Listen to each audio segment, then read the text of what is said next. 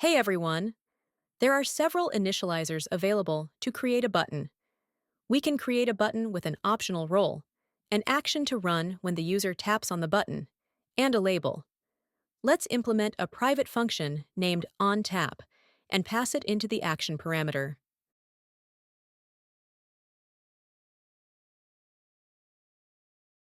A button role describes a button's purpose.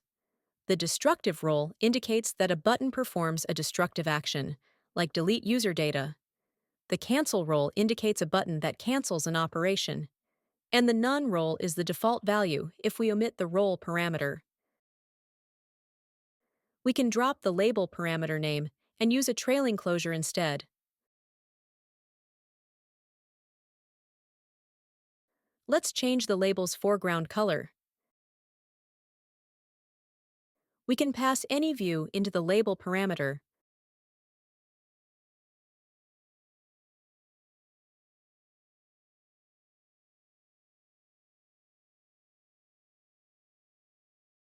For a label with a single text, we can use this convenience initializer.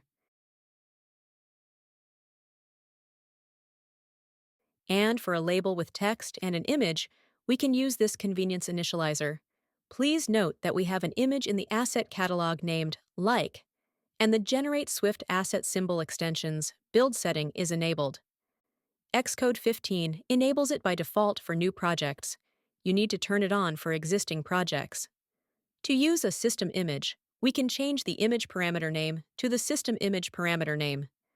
These convenience initializers all end up creating a label that knows how to adapt to containers, toolbars, and menus, and provide an accessibility label. We can style the button label to our liking.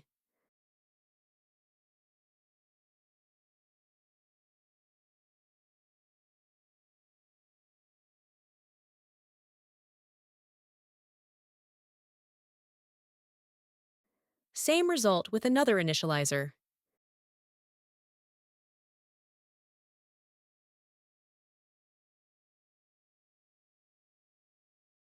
We can also use the button style modifier to set a specific style for button instances within a view. Let's try different button styles and see how they look.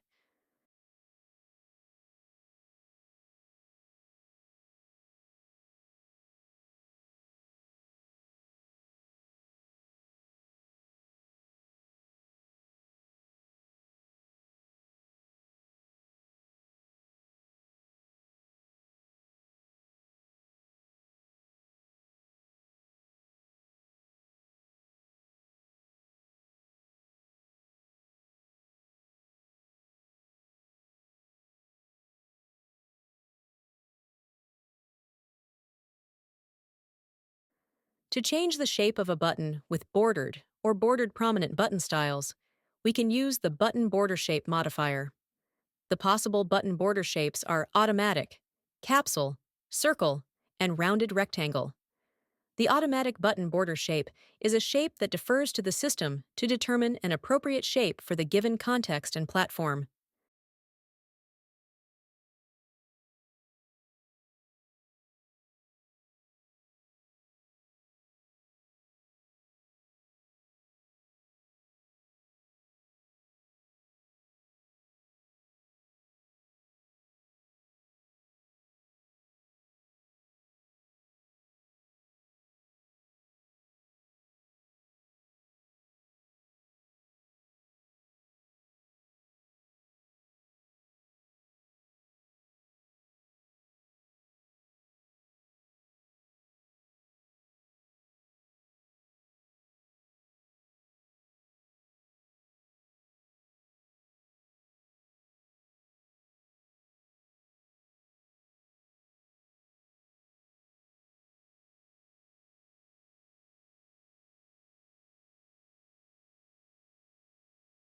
We can use control size to override the system default size for controls in a view. Here we have buttons with mini, small, regular, large, and extra large sizes. The effect of the control size may vary depending on the platform and context. As you can see, on iOS, mini and small sizes appear almost identical. Let's try the combination of the bordered button style and various control sizes, and set the button border shape to the rounded rectangle.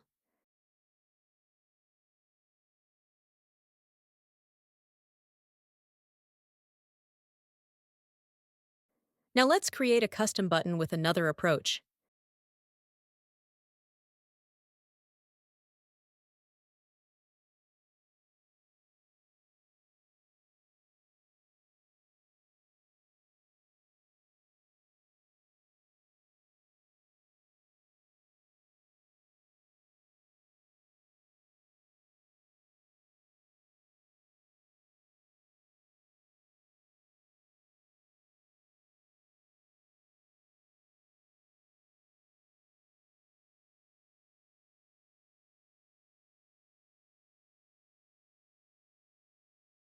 We can change the text color with the foreground color modifier.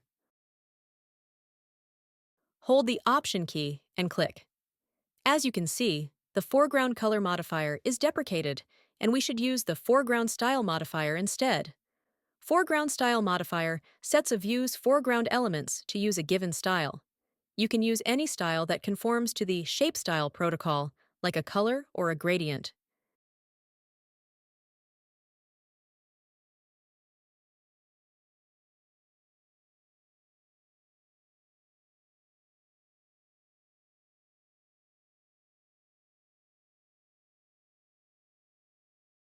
To set a style relative to the containing view's style, we can use one of the semantic styles like primary.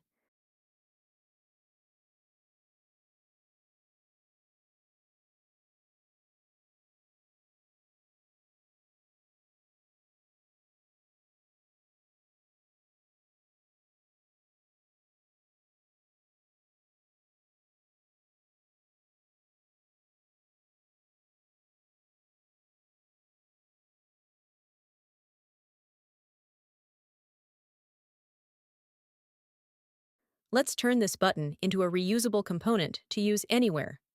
What if we had a view named OK button that we could initialize with a title and an action?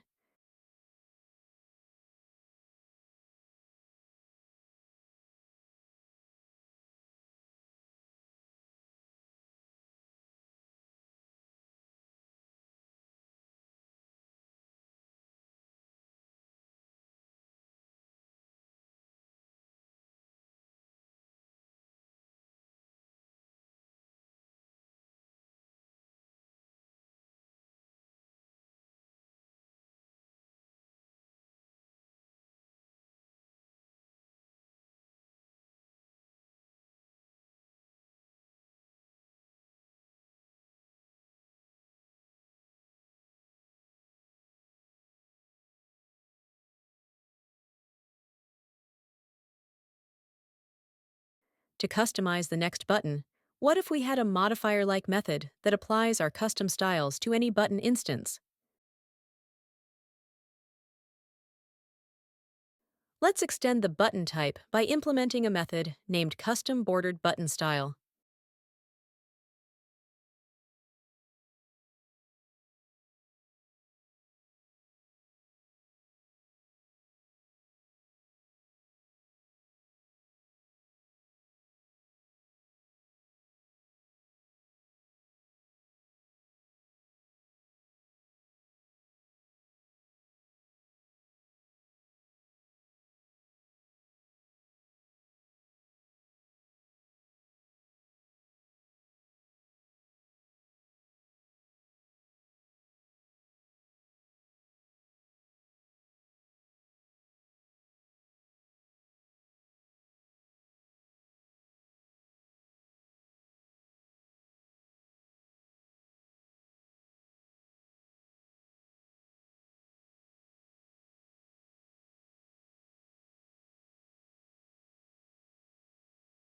For customizing the third button, what if we had our custom button style and could pass it into the built-in button style modifier?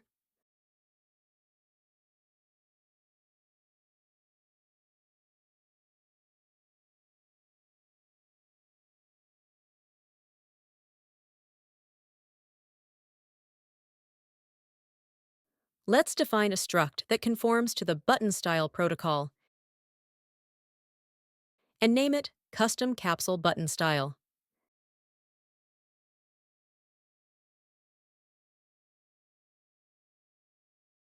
To conform to the button style protocol, we should implement this makeBody function.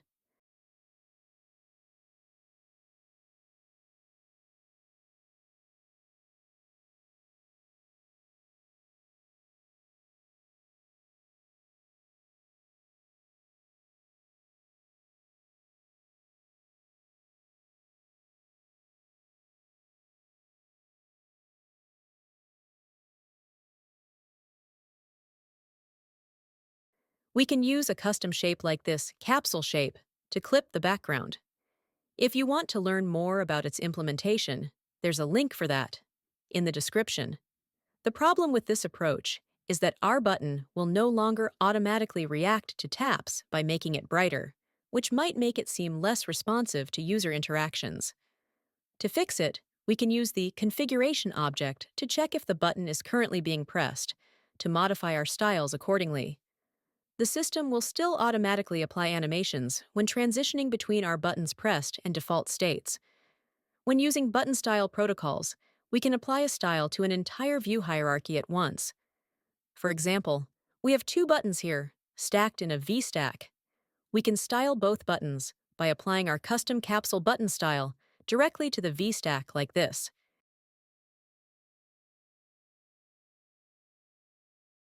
Moving forward, we will create 3 additional button styles, and with that, we'll bring this video to a conclusion.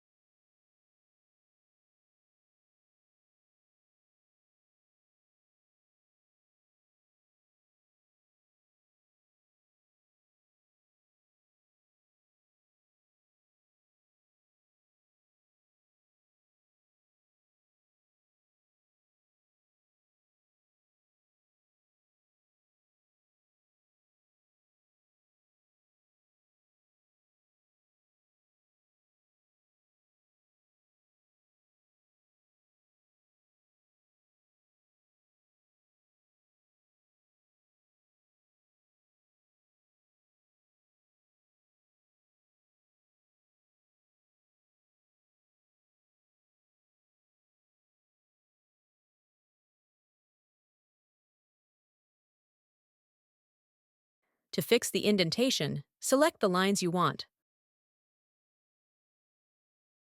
Hold the Control key, then press the I key.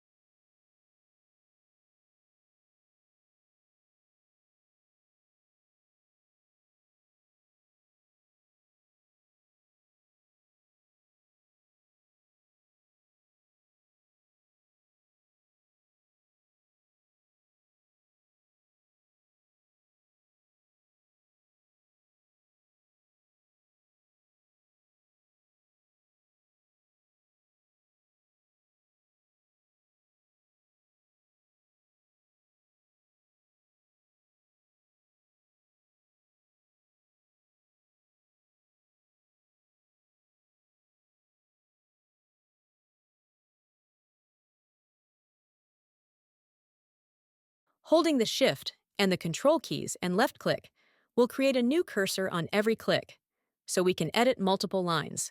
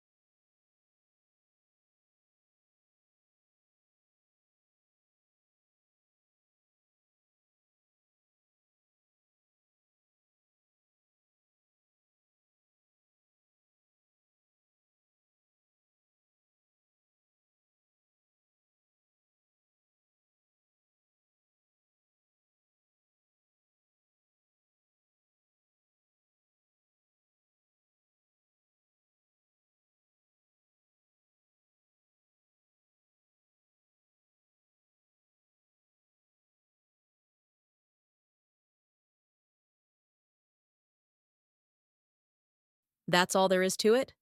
Thanks for watching. Hope this helped and be happy.